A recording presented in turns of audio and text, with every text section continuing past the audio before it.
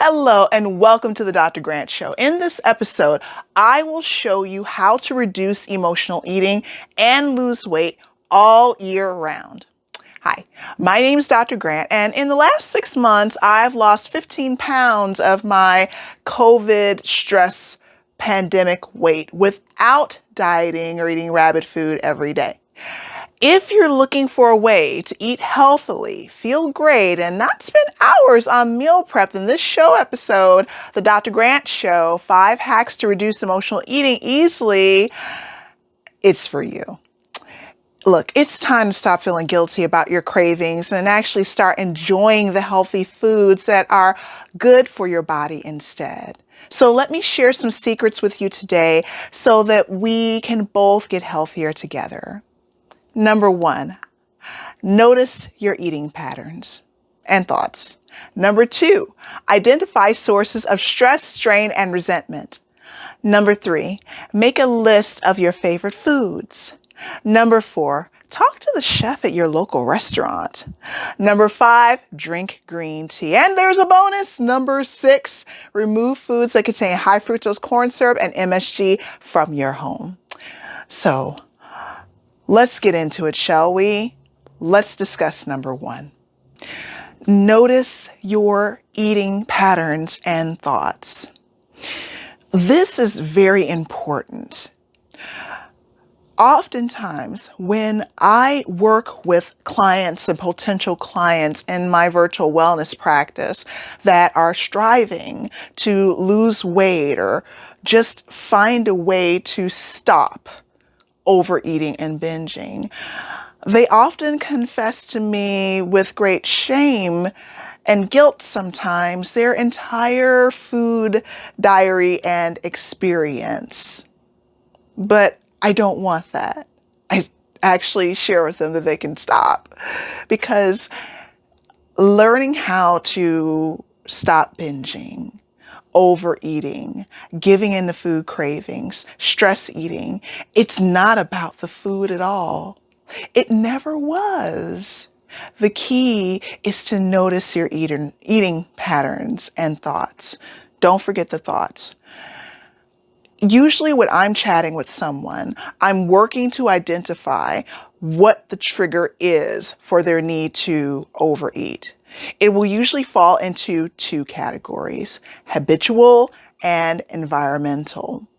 And it takes someone often from the outside looking in as you talk to a person about what's going on in your mind and what's going on in your life and what's even going on at that moment you decide to sit down and find yourself binging, to truly be able to notice the true eating pattern as to why you can't stop eating. But if you do, once you do, and just take a journal out. How to do it? Take a journal out, or use technology. Use your phone. Just put a quick note in the calendar section or the notes section. You'll be surprised at finding out what begins to emerge over the course of just 5 to 7 days. Number 2, identify sources of stress, strain, and resentment. Now, in my wellness practice, I work with a lot of women that are looking to find the missing piece to their puzzle so that they can stop overeating, giving in to food cravings, emotional eating, food addiction. Some of them are mothers to young children, like myself. Some of them are mothers to older children. Actually, and I can't imagine this, but people tell me, even when your kids grow up and get older, they're still your babies. Actually, I think I could imagine that now that I'm reflecting more on it. My point is, identify, especially for you moms out there, it's extremely important to be able to identify your sources of stress, strain, and resentment. What's stressing you out in your career? What is straining you in your home? Are the chores balanced? Are you the one cleaning the toilet on your Sunday self-care day? There's no right or wrong answer here. The key is to identify for you at this point, at this time, in this space, because it's constantly changing depending upon what you're going through. What is the source? Because these things are what your mind is trying to give you a break from. And that's why you'll find yourself often elbow deep in a bag of cookies or chips, or face deep in a bowl of pasta, because especially for those of you that binge and overeat at night, it's the first chance you've had to shut off and wind down all day. Even if you're eating good for the rest of the day. And these nighttime binges, for those of you that binge at night, can easily spin out of control and derail you from your health goals. And that's not what we want. So once you identify the source of your stress, strain, and resentment in your career, home, relationships, hobbies, and or finances, you will begin to unlock the key to why you emotionally eat and begin to change it. And you'll begin to notice that your weight, along with your stress, will begin to drop without changing anything in your diet. Number 3, make a list of your favorite foods. You can start off with 3 of your favorite foods. If you need a memory jogger, just think of what you ate for breakfast, lunch, dinner, or snack. Now, this is not the list of the foods that you wish you were eating, the healthier versions. These are your, if calories didn't exist on planet Earth and the scale remained the same and your pants still fit list. Make a list of your favorite foods, which leads us into number 4. Talk to the chef at your favorite restaurant, especially now. You see, now some chefs, they are very open to sharing their craft, because often if you are talking to your chef or request to see the chef, it's usually with a complaint. So imagine if you're asking to see the chef and it's not for a complaint. It's actually for praise. And very often, as long as you share with them that you're not trying to steal their recipes forever and ever and ever and open your own restaurant, they'll share with you how they went about making your favorite dish, which will give you great ideas on how to make healthier versions at home. You don't have to make the dish all the time. You don't have to confine yourself to never seeing the inside of your favorite restaurant or ordering via an online app from your favorite restaurant ever again. It just simply means that, especially if this food is a food that's not exactly the healthiest choice for you, that's contributing perhaps to your need to have food cravings and overeating and binges, a healthier version will remove certain chemical additives that have been shown in scientific studies to be correlated to food cravings and overeating. So talk to your chef. Ask them how they made that, even if it's a tip, just a tip. Throw you a bone. Number 5, drink green tea. In scientific studies, researchers have found that green tea is absolutely wonderful for raising your metabolism. However, allow me to put this caveat in here. as long as you avoid sweetening your green tea with white sugar. Instead, if you must have a sweetener for your green tea, and I stand with you on this, sweeten it with agave, monk fruit extract, stevia, or honey. Now, there are some people that are of the camp that all sugar is bad, no matter if it is sugar from fruit, agave, honey, all of that. However, I'm simply saying, in this case, to avoid the white sugar, because this is all about sustainability. And by avoiding certain sweeteners that have been found to give you insulin spikes or cause weight gain sneakily because you're just drinking these calories that also cause you to have food cravings, by avoiding these sweeteners, you can still derive pleasure from your green tea, and it can still help you boost your health. Also, let's not forget, by drinking green tea, especially if you replace that soda that you're drinking with the green tea instead, voila, you've created a healthier alternative. Now, for those of you, I'm on to you, that tell me green tea is horrible and you don't like the taste of green tea, I've got something for you. Fear not. Take your green tea. You do one of two things. Option A, chop up your favorite fruit and add it to the cup and drink it with your green tea. Allow the juices to naturally seep in to your green tea. So that's easy. Option number 2. You can purchase green tea that already has the fruit flavoring in it. Back in the days, many, many years ago at this point, I used to own a tea company, and I had the delight, but yet dizzying job of selecting the teas that went into our green tea lines. I found out that there are over 100 different kinds of green tea that can be flavored with more flavor combinations than you would ever care to admit. So there's something out there for everyone. And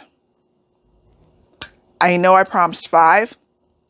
I can't help it. I always believe in under-promising and over-delivering. Here's number 6. Remove foods that contain high fructose corn syrup and MSG from your home. These foods easily contribute, according to research studies, to binge eating, overeating, and food cravings. And in certain instances, according to scientific research, MSG has been shown to be an excitotoxin. What that means is it can actually excite your neurons to the point of, well, death. And what winds up happening is, for those neurons, because you're no longer able to detect the flavors as much, it takes more and more of that specific food to feel satisfied and fully enjoy it.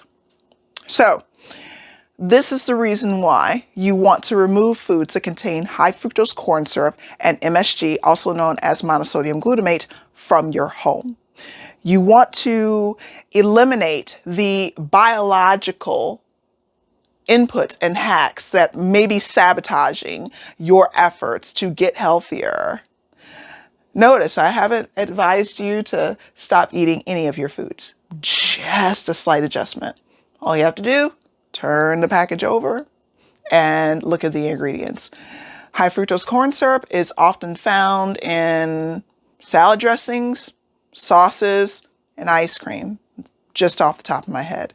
MSG usually contributes to that umami, savory flavor and texture. So prepackaged foods, chips, for example, crackers. So just check those ingredients. All right, so you've gotten 5 plus a bonus, a 6th opportunity, and all without changing your diet. Are you hiding really what's in your heart, what you've stopped asking for? Often when I talk to people that are struggling with emotional eating and food addiction and stress eating, the root of the problem has nothing to do with their caloric intake. It has everything to do with what do they truly desire? What are they struggling with? What have they walked away from or told themselves that they no longer have permission to pursue? Ask yourself, what have you stopped asking for in your life?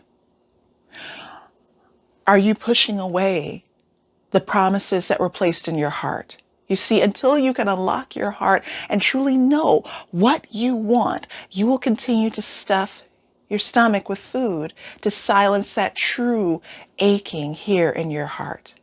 It's time. It's time to ask yourself, what do you want? What potential have you turned your back on that is really a possibility if you only had the tools? And that's what the Dr. Grant Show and Phoenix 6 is all about. We're about placing your feet on the right path if you struggle with emotional eating, food addiction, and stress eating.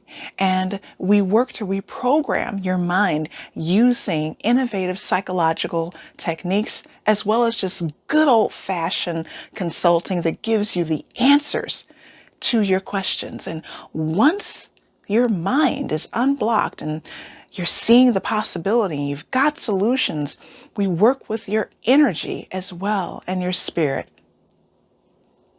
And once whatever is energetically blocking you, then we sweep in with the fun virtual cooking classes, yoga, personal training. So this way, you get everything under one roof. And it makes it so much easier where we're smoothing out the road between where you are now as you stand in this moment in time to where you want to be. It doesn't have to be hard.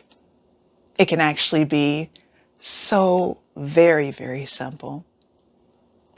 If this sounds like the piece to the puzzle that you may have been missing, reach out to us on edibleaddiction.com. My name is Dr. Kirsten Grant, and the reason why I started the show for people that want to be free of food binges and overeating and food cravings is because I lost my mother to food addiction, emotional eating, and obesity a few years ago. And what struck me after I had a moment to reflect and kind of crawl out from the feeling powerless and overwhelmed was my mother was a genius. She understood food and she understood what she should have eaten and what she should not have eaten. So like many, many people that I talk to, it's not about choosing to eat this versus eating that. It's not about the Captain Obvious conversations that you have where a person says use more willpower or push away from the table when full. This is about your life and finding out what's triggering you, finding out where maybe you veered left when you should have veered right towards your goals. It's about getting you back in the driver's seat of your own personal power and making that road smooth and removing all obstacles. Because when you do that, when that happens, you feel so good. You have solutions, whereas before you've struggled with something for months or years, and you finally get solutions plus a roadmap to get there. No more struggling in any shape, form, or fashion. And then you get the energetic tools that you need in order to heal and step right over those tripping points that used to trip you up before. All without really talking about food, at least not in the very beginning. And then, once that happens, life becomes easier because it's easier for you to embrace the healthier behavior. But we make it easy there too.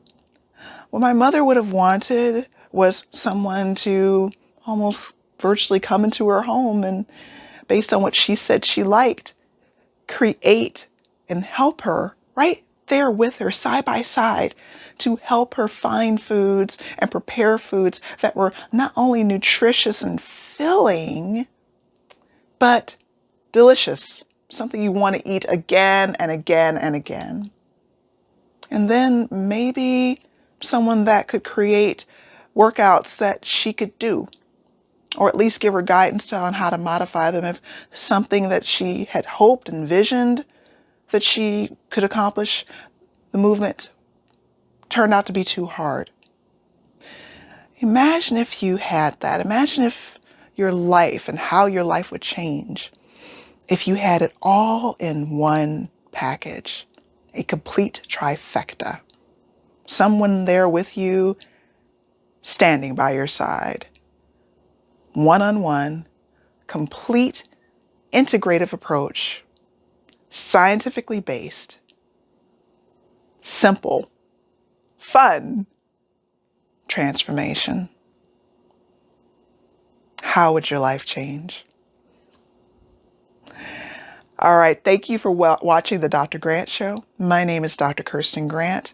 Please make sure to share this episode, like this episode, and save this episode for future reference, especially as we march into the new year. Much love to you. Bye.